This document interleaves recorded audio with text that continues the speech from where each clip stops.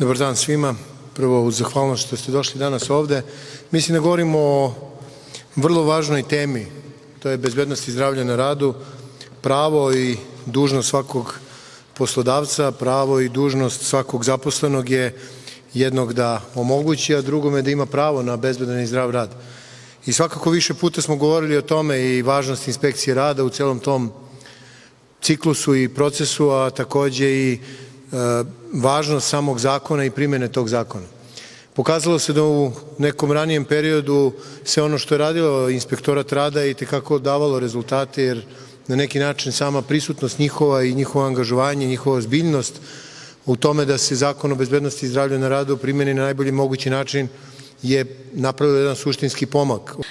Svi dobro znamo da je poslodavac nosilac svih obaveza i odgovornosti u oblasti bezbednosti i zdravlja na radu kako bi zaštitio zdravlje svojih radnika. Bezbednost na radu, procena rizika, edukacija zaposlenih značajna je koliko i organizacija rada, tržište i finansijsko poslovanje.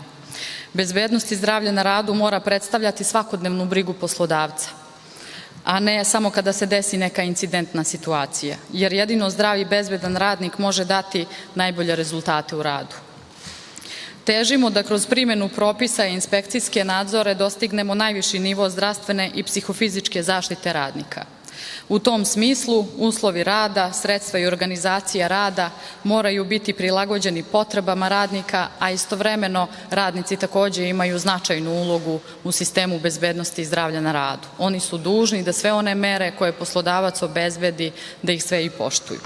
Naš zajednički cilj je da vodimo brigu o svakom radniku koji će svoj radni vek provesti u bezbednoj radnoj sredini, bez povreda na radu i oštećenja zdravlja, što dovodi do ukupnog unapređenja sistema bezbednosti i zdravlja na radu u Republici Srbiji.